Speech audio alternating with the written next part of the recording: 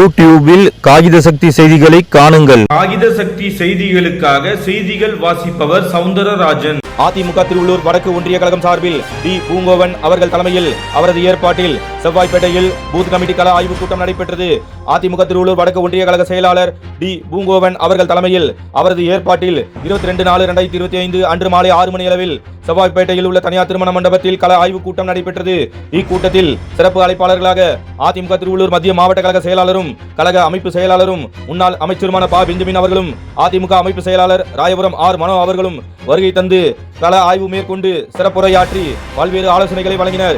இக்கூட்டத்தில் அதிமுக முன்னாள் நாடாளுமன்ற உறுப்பினரும் திருவள்ளூர் மத்திய மாவட்ட எம்ஜிஆர் மன்ற இணை செயலாளரும் திருவள்ளூர் வடக்கு ஒன்றிய பூத் கமிட்டி பொறுப்பாளருமான NS ஜெகநாதன் அவர்களும் அதிமுக திருவள்ளூர் மத்திய மாவட்ட எம்ஜிஆர் மன்ற செயலாளரும் பூவை ஒன்றிய குழு முன்னாள் தலைவரும் திருவள்ளூர் வடக்கு ஒன்றிய பூத் கமிட்டி பொறுப்பாளருமான காட்டுப்பாக்கம் ஜி திருநாவுக்கரசு அவர்களும் திருவள்ளூர் மத்திய மாவட்ட எம்ஜிஆர் மன்ற இணை செயலாளர் நத்தம்பேடு எஸ் நாகேந்திரன் அவர்களும் அதிமுக திருவள்ளூர் மத்திய மாவட்ட அம்மா பேரவை இணை செயலாளரும் நேமம் ஊராட்சி 2019-25 ஆண்டுக்கான ஊராட்சி மன்ற தலைவருமான NSJ பிரேம்நாத் அவர்களும் கலந்து கொண்டு சிறப்பித்த இந்த ஆய்வுக் கூட்டத்தில் அதிமுக திருவள்ளூர் வடக்கு ஒன்றிய கழக நிர்வாகிகள், பிற அணி நிர்வாகிகள், பூத் கமிட்டி நிர்வாகிகள் அனைவரும் கலந்து கொண்டு சிறப்பித்தனர்.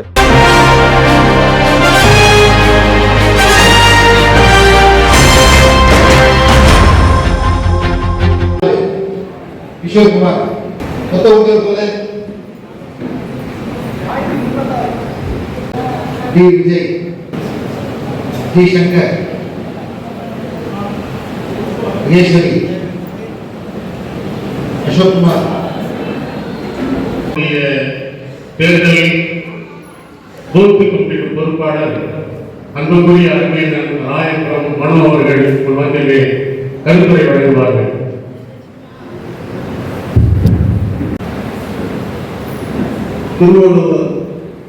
திருவள்ளூர் வடக்கு ஒன்றியத்தின் சார்பாக பூத் கமிட்டி நிர்வாகிகள் அமைக்கின்ற பணி மற்றும் அதை கலாய்வு செய்கின்ற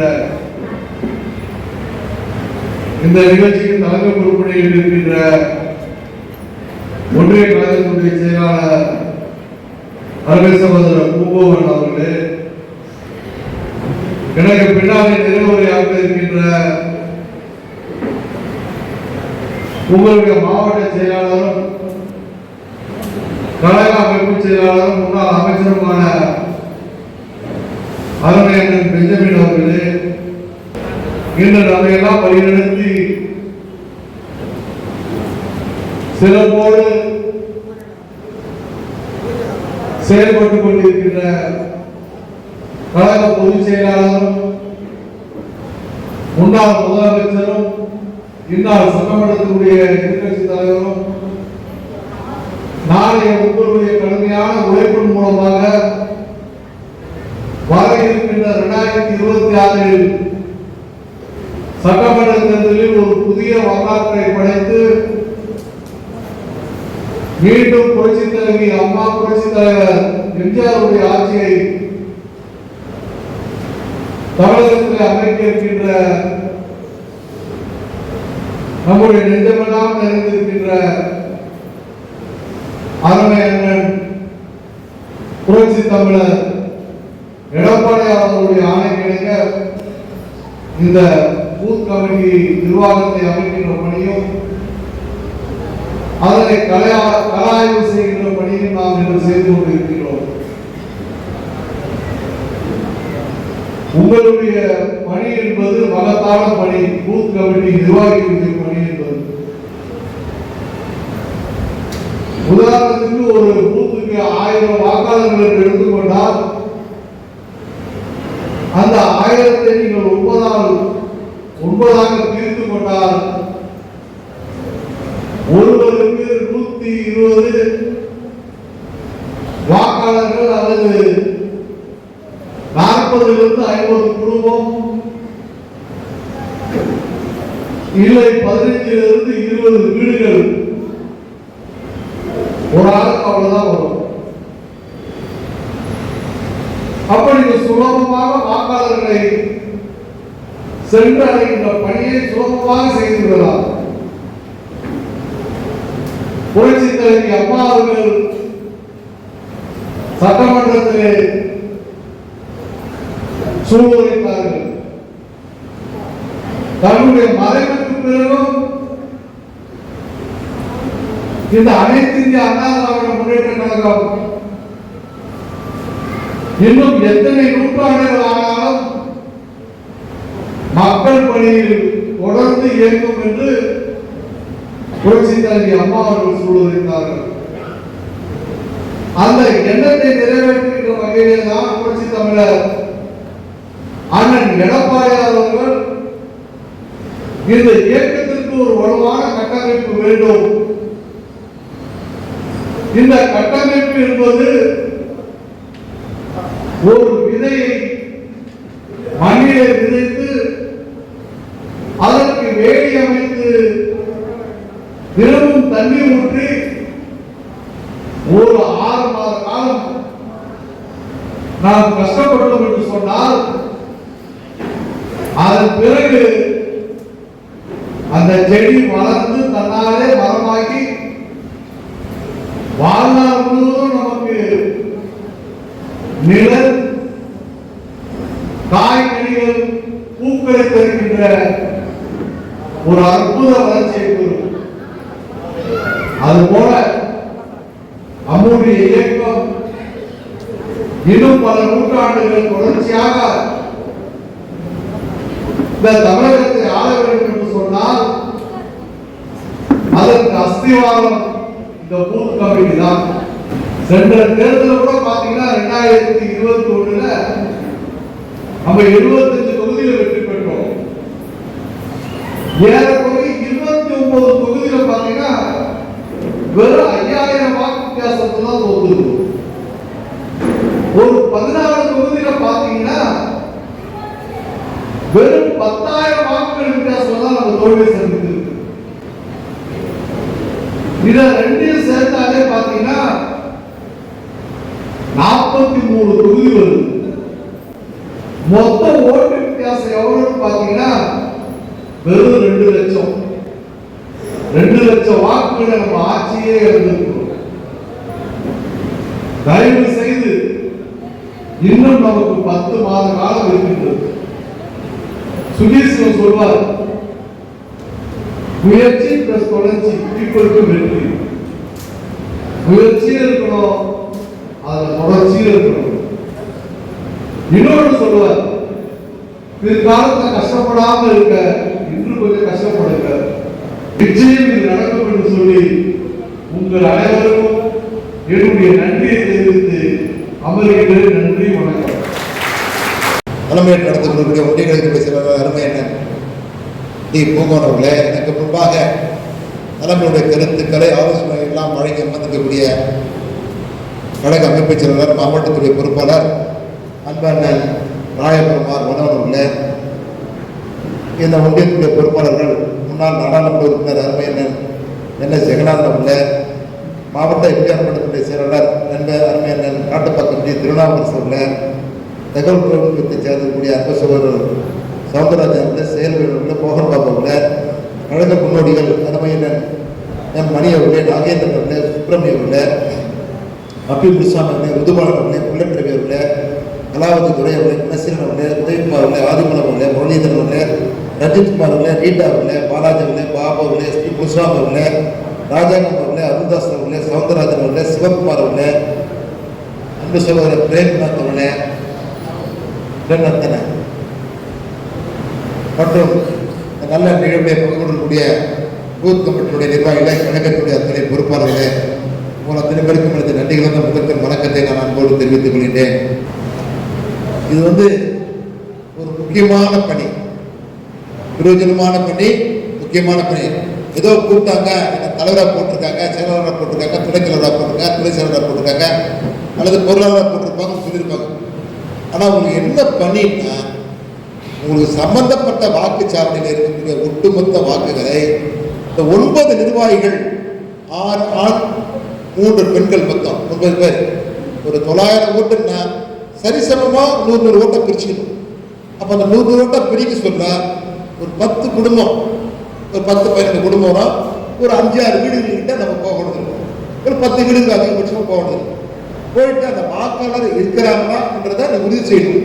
எங்களுக்கு எப்படி தெரியும் சொன்னா, இந்த வாக்காளர் பட்டியல 100 ரோட்டுக்கு தனியாக பிரிச்சு கொடுத்துருவோம், கையில கொடுத்துருவாங்க. எந்த தெரு, என்ன பேரு, என்ன அட்ரஸ் போதும்.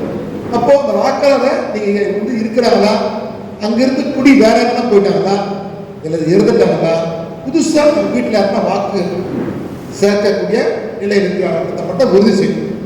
இது வந்து இந்த அடிப்படை பணி. இந்த வாக்காளர் பட்டியலை சரிபார்த்து அந்த வாக்காளர் இருக்கிறாங்களா என்பதை உறுதி செய்து முதற்கட்ட பணி. அடுத்தது, இன்றைக்கு தமிழ்நாட்டில் ஆண்டு கொண்டிருக்கக்கூடிய மக்கள் விரோத அரசு, இன்னைக்கு விடியாத அரசு, திரு ஸ்டாலின் அரசு, தேர்தல் காலங்களில் இன்னைக்கு தேர்தல் வருவதற்கு முன்பாக மக்களை ஏமாற்றி நான் அதை செய்யறேன் இதை செய்யறேன்னு சொல்லிட்டு ஆட்சிக்கு வந்துட்டாங்க. நீட் தேர்வு ரத்து பண்ணுவோம், எல்லா தாய்மார்களுக்கும் 1000 ரூபாய் கொடுப்போம், விவசாய கடன் ரத்து பண்ணுவோம், 100 நாளே 150 நாளா உயர்த்தி தருவோம், கல்வி கடன் ரத்து பண்ணுவோம், இப்படி பல்வேறு கேஸ் மானியம் தருவோம், இப்படியெல்லாம் சொன்னாங்க. நீங்க எதுவுமே தரல. நீங்க சொல்லலாம் மகளிர் உரிமை தொகை 1000 அம்மா கொடுத்தாங்க. அம்மா வந்து ஏற்கனவே அந்த முதியோர் உதவித்தொகை 1000 கொடுத்தாங்க. அதை தான் பேரை மாற்றி நீங்க மகளிர் உரிமை தொகை 1000 கொண்டாடக்கூடிய இது ஏதோ புதுசா ஒரு திட்டம் இல்லை. ஆனா எடப்பாடி அவருடைய ஆட்சி காலத்தில் 5 லட்சம் பேருக்கு கூடுதலாக கொடுத்தார். யாருக்கு? முதியோர்கள், விதவை தாய்மார்கள், ஊனமுற்றவர்கள், கணவனால் கைவிடப்பட்டவர்கள், இப்படி இந்த 4 கேட்டகரியில் உள்ளவங்களுக்கு மாசம் 5 ரூபாய் வாங்கியத அம்மா வந்ததுக்கு அப்புறம் 1000 ரூபாய் கொடுத்தாங்க. அதை எடப்பாடி ஆட்சி காலத்தில் கூடுதலா 5 லட்சம் பேர் கொடுத்தாரு. அதை பெயர் மாற்றி இன்னைக்கு மகளிர் உரிமை தொகை 1000 சொல்லிட்டு தருவேன்னு அப்பா சொல்லிட்டு இப்ப தகுதி உள்ள தாய்மார் தரன்னு சொல்லி ஏமாத்துறாங்க.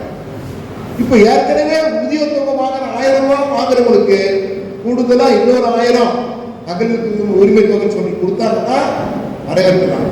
அதுதான் இதுதான் அதுன்னு சொல்றாங்க. அப்ப இது ஒண்ணு. அடுத்தது, அம்மா ஆட்சி காலத்துல, எடப்பாடி ஆட்சி காலத்துல தாலிக்கு தங்க ஒரு சவரம் நீங்க 75,000 தாலி போச்சு. நீங்க ஒரு சவரம் 75,000 அம்மா கொடுத்தாங்கல்ல. ஒரு சவரம் தாலிக்கு தங்க 25,000 50,000 கொடுத்த தங்க தலைவி, புரட்சி தலைவி அம்மா. நீங்க அந்த திட்டம் இல்ல. தாய்மார்கள் என்னன்னு கொடுத்தாங்க, ஒரு வருஷத்துக்கு 1 லட்சம் பேர் 25,000 மானியத்துல ஸ்கூட்டர் கொடுத்தாங்க வேலைக்கு போறது. நீங்க அந்த திட்டம் இல்லை. படிக்கிற மாணவர் சமுதாயத்துக்கு 14 வகையான திட்டம் கொடுத்தாங்க.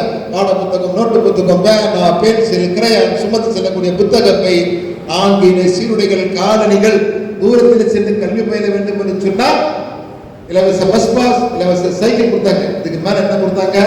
லேப்டாப் கொடுத்தாங்க. அம்மா அறிவு பசியை போக்கக்கூடிய, அறிவாயுதமாக திகழக்கூடிய லேப்டாப் கொடுத்தவர் புரட்சி தலைவி அம்மா. அது எடப்பாடி ஆட்சி காலத்துல 54 லட்சம் பேர் கொடுத்தார். எத்தனை லட்சம்? 1 லட்சம் 2 லட்சம் இல்ல, 5 லட்சம் 10 பேருக்கு இல்ல, 54 லட்சம் பேர் கொடுத்தாரு எடப்பாடி. இன்னைக்கு அந்த திட்டம் இல்ல. கறவை பசுக்கள் கொடுத்தாங்க அம்மா, தொடர்ந்து எடப்பாடி கொடுத்தாரு. ஆடுகள் கொடுத்தாங்க அம்மா, எடப்பாடி தொடர்ந்து கொடுத்தாரு. அதே போல பசுமை வீடுகளை கொடுத்தாங்க அம்மா, கட்டி கொடுத்தாங்க, எடப்பாடி தொடர்ந்து கட்டி கொடுத்தாரு. கோழி வளர்ப்பு திட்டத்தை கொடுத்தாங்க, எடப்பாடி தொடர்ந்து கொடுத்தாரு. இன்னைக்கு இந்த திட்டம் இருக்குதா? யாரா சொல்லுங்க பார்க்கலாம். நாளைக்கு தங்க திட்டம் இல்ல, மாணவருக்கு லேப்டாப் திட்டம் இல்ல, 25,000 ஸ்கூட்டர் கொடுக்கிற திட்டம் இல்ல, கறவை பசுக்கள் திட்டம் இல்ல, ஆடுகள் கொடுக்கக்கூடிய திட்டம் இல்ல, கோழி வளர்ப்பு திட்டமும் இல்ல, பசுமை வீடுகள் திட்டமும் இல்ல. இப்பதான் வந்து ஞானோதயம் பொறுத்து 4 வருஷமா அமைதியா இருந்துட்டு ஏழைகளை பத்தி கவனமே இல்லாம புதுசா நிதி ஒதுக்கிற பசுமை வீடு சொல்றாங்கன்னு சொன்னா நீங்கள் எண்ணி பார்க்கணும். அப்போ உண்மையா நாட்டு மக்களை, ஏழை மக்களை சிந்திச்சு திட்டங்கள் கொடுத்தாச்சு. அது புரட்சி தலைவி அம்மா ஆட்சி, அந்த எடப்பாடி ஆட்சி. நான் சொன்ன திட்டம் எல்லாம் கொடுத்தாங்க. நீங்க இந்த புண்ணியவாளர் இந்த ஆட்சிக்கு வந்தவங்க இதெல்லாம் கொடுத்தாங்களா? வரலையே. என்ன செஞ்சாங்க? என்ன செஞ்சாங்கன்னா வீட்டு வரியை உயர்த்தினாங்க. எத்தனை சதவீதம்? 100%. 100 ரூபாய் கட்டிருப்பா 1000 ரூபாய் கட்டணும். கடைகளுக்கு எவ்வளவு தெரியுமா? 1000 ரூபாய் கட்டிருந்தா இப்ப 15,000 ரூபாய் கட்டணும். 150%. கரண்ட் பில்லாம் பாத்துங்க. நீங்க பாத்தீங்கன்னா கரண்ட் பில்லு ஒரு அரைக்குறையே கிடையாது. அவன் இஷ்டத்துக்கு ஏற்றிட்டே போறான். குடிநீர் கட்டணும், கழிவுநீர் கட்டணும், குப்பைக்கு வரி, எல்லாமே உயர்ந்து போச்சு. இந்த மாதிரி ஒரு சூழல் ஆட்சி எடுத்துக்கலாம். ஒண்ணு சொல்ல காப்பாத்தல. 2 நடைமுறையில் இருக்கிற திட்டம் இல்ல. 3வது சொத்து வரி, வீட்டு வரி, அத்தியாவசிய பொருட்கள் உயர்த்திட்டாங்க. 4வது என்னடா சட்டம் ஒழுங்கு சீர்கேடு. இன்னைக்கு ஒரு குழந்தைகள், பெண் குழந்தைகள், தாய்மார்கள், மாணவிகள் நீங்க சுதந்திரமா இருக்க முடியாத ஒரு சூழல் தமிழகத்தில் நிலவி கொண்டிருக்கிறது. இதனால என்னடான்னா எங்கு பார்த்தாலும் கஞ்சா பழக்க வழக்கங்கள். இந்த கஞ்சா போதை மயக்கத்துக்கு அடிமையானவர்கள் சிறு குழந்தை, பெண் குழந்தை என்றும் பாராமல், மாணவிகள் என்றும் பாராமல், தாய்மார்கள் என்றும் பாராமல் இந்த கஞ்சாவுக்கு அடிமையானவர்கள் இன்றைக்கு அந்த குழந்தைகளிடத்துல பாலியல் தொல்லைக்கு ஆட்படக்கூடிய ஒரு சூழல் இன்றைக்கு தமிழகத்தில் நிலவி கொண்டிருக்கிறது. நம்ம சொல்லல, பத்திரிகையில பார்க்கிறோம், தொலைக்காட்சியில பார்க்கிறோம், இது எல்லா இடத்துலையும் நடந்துருக்கு. இதையெல்லாம் இதுக்கு யார் காரணம்? இந்த அரசாங்கம் தான் காரணம். அப்ப பயம் இல்லை, இந்த ஆட்சியாளர்கள் மீது பயமற்ற ஒரு சூழல் தமிழகத்தில் நிலவி கொண்டிருக்கிறது. இதுக்கு ஒரு முற்றுப்புள்ளி வைக்கணும். அப்ப ஒரு தனி மனித சுதந்திரம் பாதுகாக்கப்பட வேண்டும் என்று சொன்னால், சட்டம் ஒழுங்கு பாதுகாக்கப்பட வேண்டும் என்று சொன்னால் ஒரு நல்ல அரசு அமையணும். ஆளுகின்ற அரசுக்கு கடிவாளம் மட்டுமல்ல, அகற்றப்பட வேண்டும். அதற்கு தான் வருகின்ற 2026 ஒரு சட்டமன்ற பொதுத்தேர்தல் நடக்க இருக்கிறது. இந்த சட்டமன்ற பொதுத்தேர்தலில் யார் மக்களுக்கு நன்மை செய்தார்களோ, யார் மக்களுக்கு நல்ல திட்டங்களை கொடுத்தார்களோ, நான் சொன்ன இன்றைக்கு நாளைக்கு தங்கம் திட்டம், லேப்டாப் திட்டம், கறவை பசுக்கள் திட்டம், பசுமை வீடுகள் திட்டத்தை எல்லாம் என்றைக்கு அம்மா ஆட்சி காலத்தில் கொடுத்தாங்களோ, அம்மா ஆட்சியை வழிநடத்தி அண்ணன் எடப்பாடி ஆட்சி காலத்தில் கொடுத்தாங்களோ, அந்த திட்டம் மீண்டும் நமக்கு கிடைக்கிறதுனா மீண்டும் புரட்சித் தலைவர் அம்மா ஆட்சி அமையணும். அண்ணன் எடப்பாடி அவர்கள் தமிழகத்தின் முதலமைச்சரா வரணும். வந்தே தீர்வா 2027 முதலமைச்சர். இது நாம சொல்லல, எல்லா அரசியல் நோக்கர்கள் இன்னைக்கு தமிழ்நாடு முழுக்க பட்டு தொட்டி எங்கும் எந்த கடையாட போனாலும் அதிமுக ஆட்சி தான் வரும், எடப்பாடி முதலமைச்சர் வருவாரு. கிராமப்புறத்துல, நகர்ப்புறத்துல, மாநகராட்சி பகுதியில எல்லா இடத்துல சொல்றாங்க. அந்த அளவுக்கு இந்த ஆட்சி மீது மக்களுக்கு வெறுப்புணர்வு ஆகிப்போச்சு. வர சட்டமன்ற தேர்தலில் நீங்க செய்ய வேண்டிய பணின்னா, நீங்க உங்களுக்கு ஒதுக்கப்பட்ட வாக்காளர்களிடத்துல ஒன்று வாக்காளர் பட்டியலை சரிபார்த்து அந்த வாக்காளர் சம்பந்தப்பட்ட விலாசத்தில் வசிக்கிறாரா என்பதை முதலாவது பார்க்க வேண்டும். அடுத்ததாக இந்த ஆட்சியுடைய அவலங்களை, மக்கள் விரோத போக்கை, அம்மா ஆட்சி கொடுத்த திட்டங்கள், ஆனால் எடப்பாடி ஆட்சி கொடுத்த திட்டங்கள் இதை என்ன எடுத்து சொல்லணும். இப்ப கூட பாத்தீங்கன்னா திருவள்ளூர்ல எடப்பாடி ஆட்சி காலத்துல ஒரு மிகப்பெரிய திட்டம் 11 மருத்துவ பொருள் தமிழ்நாடு முழுக்க கொடுத்தாரு. எப்படாவது ஒரு உடம்பு சரியில்லை, ஒரு ஆக்சிடென்ட் சொன்னா சென்னைக்கு போனோம், கேஎம்சிக்கு போனோம், ஜிஹெச்சுக்கு போனோம். இதை போக்கக்கூடிய வகையில ஒரு எளிமையா உடனே வைத்தியம் பார்த்துக்கிறதுக்காக திருவள்ளூர்ல மிகப்பெரிய பிரம்மாண்டமான அரசு மருத்துவக் கல்லூரி மருத்துவமனை கொண்டு வந்த பெருமைக்கு சொந்தக்காரர் எடப்பாடி. அந்த புண்ணியமா நம்ம மாவட்டத்தில் எனக்கு தெரிஞ்சு இங்க பாத்தீங்கன்னு சொன்னா ஒரு பல்லாயிரக்கணக்கான மதிப்பீட்டுல மருத்துவக் கல்லூரி. இந்த பக்கம் பார்த்தீங்கன்னா அந்த நம்ம புட்லூர்ல ஒரு தடுப்பணை, புதுச்சக்கரத்துல ஒரு தடுப்பணை, வெள்ளியூர்ல ஒரு தடுப்பணை, இப்படி எல்லா இடங்களும் தடுப்பணை கட்டி கொடுத்தாரு. அது மட்டுமல்ல, ஏரிகள் தூர்வாரப்பட்டது, குளங்கள் தூர்வாரப்பட்டது, கண்மாய்கள் தூர்வாரப்பட்டது, வரத்து கால்வாய்கள் தூர்வாரப்பட்டது. இன்றைக்கு குடிநீருக்கும் விவசாய தண்ணீருக்கும் பற்றாக்குறை இல்லாமல் இன்னைக்கு தங்கு தடையின்றி தமிழ்நாடு முழுவதும் தண்ணீர் கிடைக்குதுன்னு சொன்னா, குடிக்கிறதுக்கும் தண்ணி கிடைக்குது, விவசாயத்துக்கு தண்ணி கிடைக்குதா? அதற்கு காரணமானவர் அண்ணன் எடப்பாடி அவர்கள். குடி மராமத்து திட்டத்தினால எல்லாம் செஞ்சு கொடுத்தாரு. அவர் ஒரு விவசாயி என்றதுனால அந்த புண்ணியமா ஒரு விவசாய இடத்தினால அந்த விவசாயியுடைய கஷ்டத்தை அவர் அறிந்ததுனால இப்படிப்பட்ட தண்ணி தேங்கி இருக்கிறதுக்காக தடுப்பணைகள், ஏரிகளை தூர்வார்ந்தாரு, கால்வாய்களை தூர்வார்ந்தாரு, அப்புறம் குளங்களை தூர்வார்ந்தாரு, வரத்து கால்வாய் தூர்வார்னால இன்னைக்கு தண்ணீர் ஆங்காங்கே தேங்கி இருக்கக்கூடிய ஒரு சூழல்னால தங்கு தடையின்றி குடிநீருக்கும் விவசாயத்துக்கும் தண்ணீர் கிடைக்கிறதுக்கு பெருமைக்கு சொந்தக்காரர் அந்த எடப்பாடி. இதெல்லாம் எண்ணி பார்க்கணும், இதெல்லாம் நாட்டு மக்களுக்கு எடுத்து சொல்லணும். ஆக யார் வந்தா ஒரு பொங்கல் திருநாள்ல 2000 ரூபாய் கொடுத்த புண்ணியமா இன்னைக்கு இந்த ஆட்சிக்கு வந்த அந்த ஆட்சியாளர்கள் எதிர்கட்சி தலைவராக இருக்கின்ற பொழுது 2000 ரூபாய் 10,000 5,000 ரூபாய் கொடுக்கணும்னு சொன்னவரு இன்னைக்கு ஆட்சிக்கு வந்து 4 வருஷத்துல ஒரே ஒரு 1000 ரூபாய் கூட கொடுக்கலன்னு சொன்னா நீங்க எண்ணி பார்க்கணும். கொடுக்கிற கட்சி அது அதிமுக கட்சி தான் கொடுக்கிற கட்சி. கொடுக்க வாங்கி போற கட்சி அது திமுக கொடுக்க மாட்டான், மனசே வராது அவருக்கு. ஆக இதெல்லாம் நீங்க எண்ணி பார்த்து நம்ம அம்மா புரட்சித் அம்மா அவர்கள் சொன்னது போல ஒரு அம்மா உணவகம், அம்மா மருத்துவமனை, அம்மா மினி கிளினிக்கு, இப்படி எண்ணற்ற திட்டங்களாக கொடுத்த அம்மா புரட்சித் அம்மா சொன்னாங்க, எனக்கு பின்னாலும் எத்தனை நூற்றாண்டுகள் ஆனாலும் இன்னைக்கு தமிழகத்தை அனைத்து அண்ணா திராவிட முன்னேற்ற கழகம் தமிழ்நாட்டு மக்களுக்காக இயக்கம் சொன்னாங்க. அந்த வார்த்தை மெய்ப்பிக்க வண்ணமாக 2026 அம்மாட்சியான நடப்பட அமையப்படும். அதுக்கு உங்களுடைய பணி முக்கியமான பணி.